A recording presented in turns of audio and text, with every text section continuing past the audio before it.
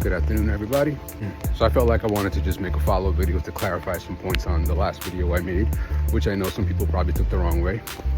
But first of all, I always challenge anybody to challenge my points, start a debate like adults, and we could talk and discuss. That's what I want. You need to talk about these things and be realistic.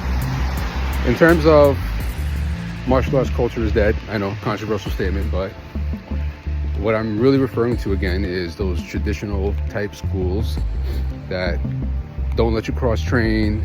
They have you, that they'll instill you with a false sense of security, right? So you go to a school because you want to learn how to fight, defend yourself or whatever, pay all this crazy tuition, and they'll have you believing that their way is the only way, they are the last stop, their word is absolute, teacher's absolute, and that's not true. And like I've said before, you should be cross-training, you should be going here and there. Like the concept of traditional martial arts, there's nothing wrong with that. You should be training traditional martial arts here and there.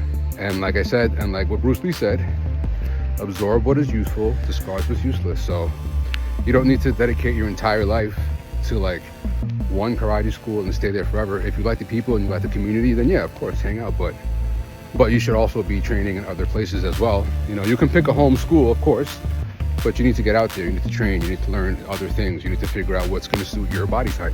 That's what I've been saying. So there is no one-stop shop that has all the answers, no matter what they want to tell you or what they have you believing. There is no one teacher who has all the answers. Not even Bruce Lee had all the answers. You know, I could look back and point some things out that I disagree with, which maybe I will one day, you know what I'm saying? And yes, I've had some great teachers and I've had some subpar teachers, and I can tell you the difference and I know the contrast because I'm always speaking from experience. You know, I don't just talk out of my ass. So yeah, it's okay to be a hobbyist. It's okay to, you know, train in Wing Chun or whatever, karate, taekwondo, whatever your traditional style is. There's also cultural traditional styles, you know, Muay Thai, any kind of Filipino style. Of course, observe tradition, follow the cultures. It's a beautiful thing. That's how I came up. But again, like, there is no one-stop shop, and there should be no teacher out there who's training you to believe that there's some kind of God, they have all the answers, and never even shows you what they can do, right? Because there's two ways to build an effective community when it comes to like martial arts training. You either show and prove, right? Train with your students, spar with your students, show that you know what you're talking about, showcase some skill, show your experience, right? Or the other route, which a lot of schools do, is you never see your teacher train. You never see them train with their students. You've never seen them fight. They don't talk about themselves personally. And if you even ask a question, they're going to be like, oh no, well, I don't talk about myself. And they have their students believing like, oh, teacher is, you know, he's so dangerous that he doesn't even train. You've never seen teacher train. Like, if you've never seen your teacher train, that's a problem. So that's the one point I want to clarify. And then the other point I was making about self-defense still stands, right?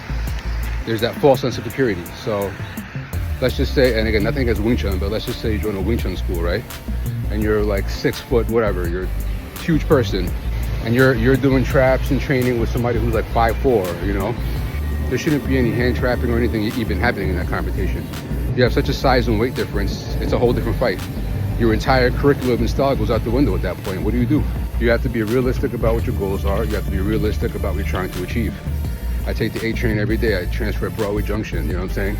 Ain't nobody out there getting in Wing Chun stance or doing arm bars or doing takedowns, like double leg takedown. Like, none of that's happening. It's gonna be quick, it's gonna be ugly. You need to have intent, you need to be in shape, and you need to be confident. You don't build that confidence unless you build yourself up, get yourself in shape, and you develop tools that you know you're confident in throwing. A good right cross, a good hook, you know?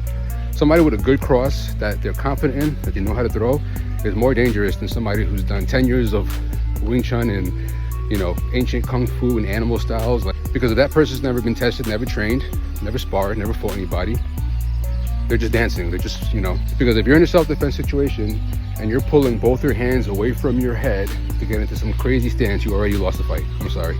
So anyway, yeah, so traditional martial arts are great, but again, know what you're doing, know what you're training, and be realistic about the results that you're getting. That's it. Love y'all. Peace.